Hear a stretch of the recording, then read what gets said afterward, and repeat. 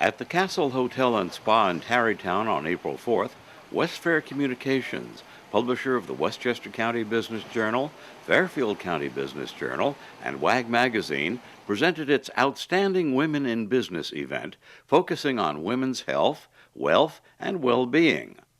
There was time for networking and checking out exhibits before lunch. Then it was time for presentations featuring Marria Pooya, managing partner of Greenwich Med Spa, Avideh Safaei, an executive director and financial advisor at J.P. Morgan Securities, Dr. Katherine Vadasdi, director of the ONS Women's Sports Medicine Center, Hannie Sio-Stellakis, public relations manager at Neiman Marcus Westchester, and a fashion show narrated by Dominica Valenti of Lafayette 148, New York.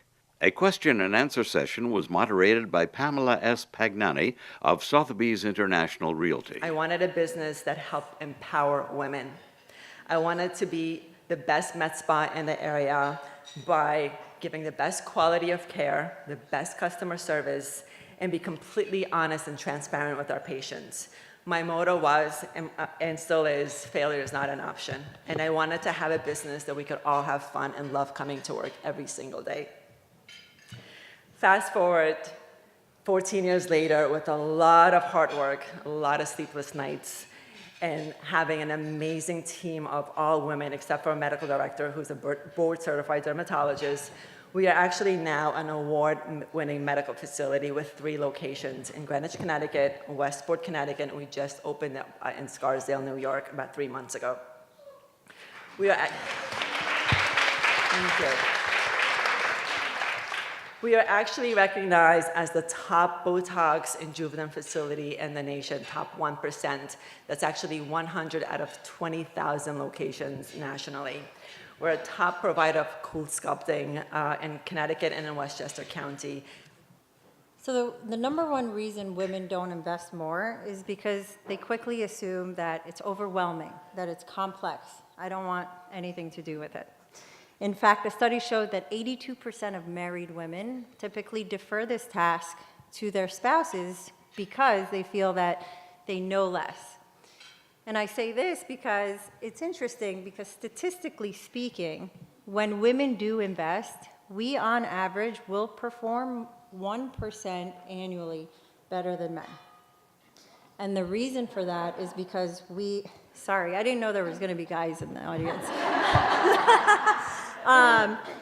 And the reason for that is that we're less likely to trade on emotion and around market fluctuation. We have a well thought out plan in the beginning, and we're comfortable leaving it a little bit as is. So 1% may not seem like a very big number, but that's compounded annually over time is huge. So give you an example, $1 million with a 1% compounded return over 15 years is $160,000. So the most important thing, particularly in our adolescent years and as we're growing and developing our bone, is to keep our bones strong and make them strong.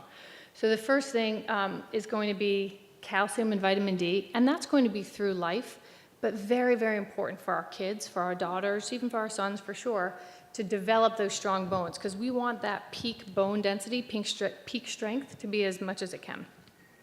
Exercise, including weight bearing. So there are very good studies. The way our bones turn over and build strength is with weight bearing.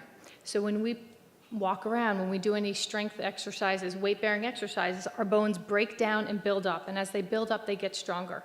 So that's where weight bearing exercises are really important at all ages of life.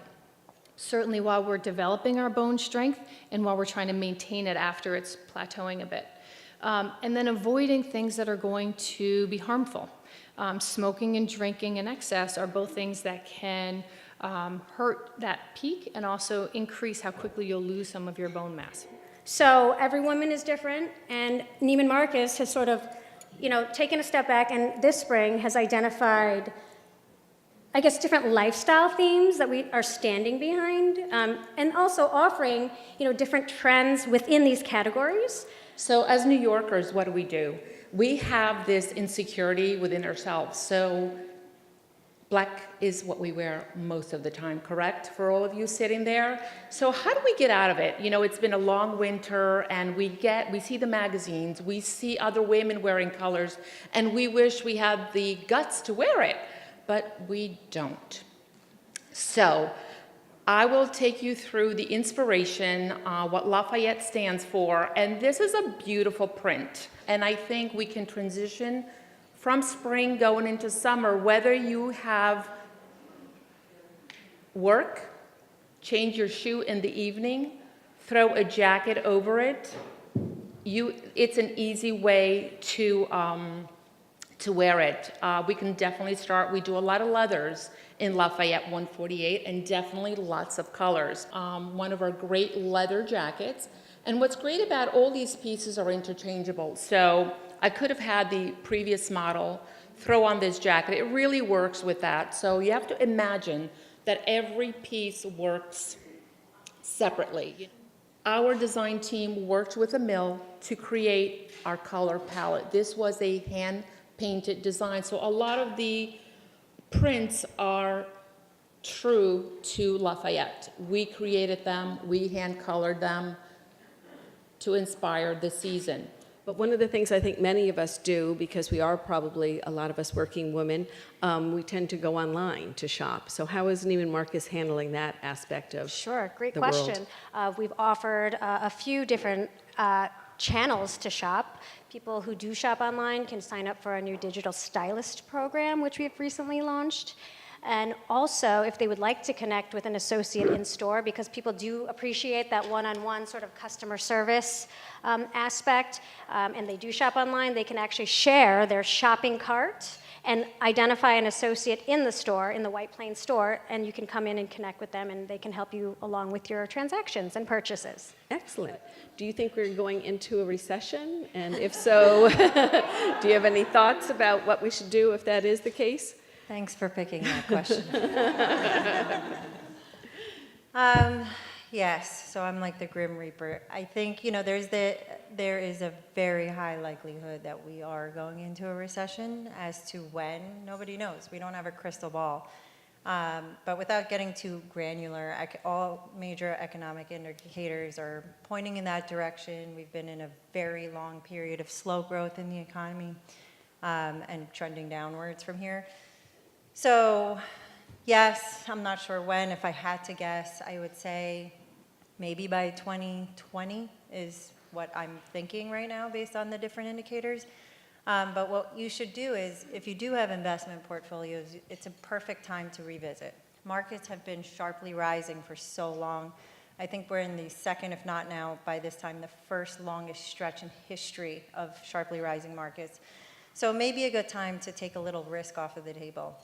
So what that means is cut back some of your profits and some of the stocks that you have that may be a little bit more aggressive, and reinvest in things that are a little bit less aggressive, whether that means having a good mix of different asset classes like fixed income in the portfolio that has more downside protection, or even some other stocks that have a lower risk profile.